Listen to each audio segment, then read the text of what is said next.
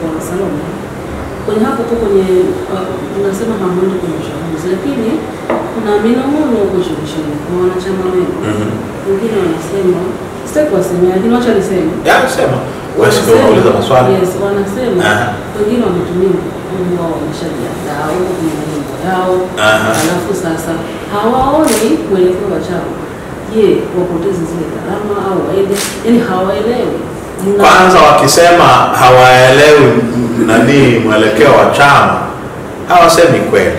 Hawasemi kweli kabisa. Hiki chama kina utaratibu wa kufanya maamuzi ya mambo yote yanayohusu chama, ikiwa ni pamoja na kupitisha wagombea. Usipopitishwa na kamati kuu, hata ukiwa umejiandaaje, huwezi ukawa mgombea wa Chadema. Ndio utaratibu. Sasa kamati kuu ya Chadema, kwa kuangalia hii hali ya chaguzi za nchi hii kwa kitambo sasa, ikafikia uamuzi kwamba sasa hivi haiwezekani tena kufanya chaguzi za maana nchi hii kutokana na ushahidi huu. Kwa hiyo swala la msingi, tupiganie mabadiliko ya mfumo wa uchaguzi. Ndio tukaja na kauli mbiu kwamba bila mabadiliko hakuna uchaguzi. Ni uamuzi wa kamati kuu. Sawa sawa. Kamati kuu ni chombo chenye mamlaka makubwa sana katika chama. Tukasema, mimi ni mjumbe wa kamati kuu, tukasema kwenye jambo kubwa kama hili lazima uamuzi wa mwisho ukafanywe na mkutano mkuu wa chama. Ili lifike kwenye mkutano mkuu wa chama wa taifa, lazima lipitie kwanza kwenye baraza kuu la chama.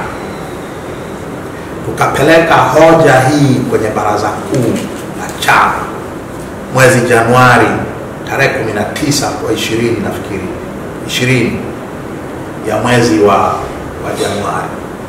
Kwanza tarehe 19 tukakaa kamati kuu tena, tukajadili huu msimamo. Baadhi yetu tukasema hebu tufafanue kinagaubaga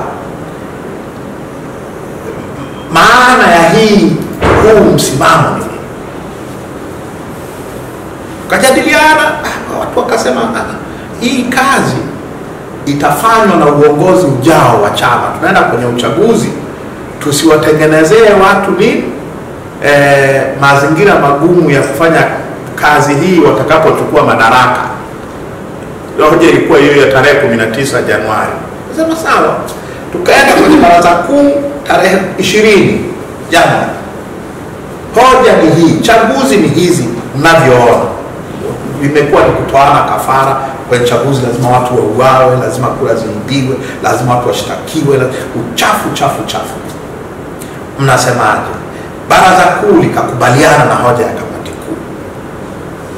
Tarehe 21 tukaipeleka kwenye mkutano mkuu wa chama taifa. Mkutano mkuu kwa kura ya wote unanimous wakasema bila mabadiliko hakuna uchaguzi. Yote haya yanafanyika, mimi sijawa mwenyekiti. Mwenyekiti ni Mheshimiwa Mbowe. Uchaguzi umefanyika, uongozi mpya umepatikana, tuna uamuzi wa kutekeleza wa mkutano mkuu wa taifa.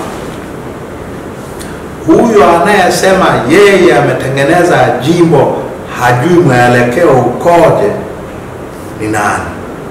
Haya yote haya yeye hajayaona.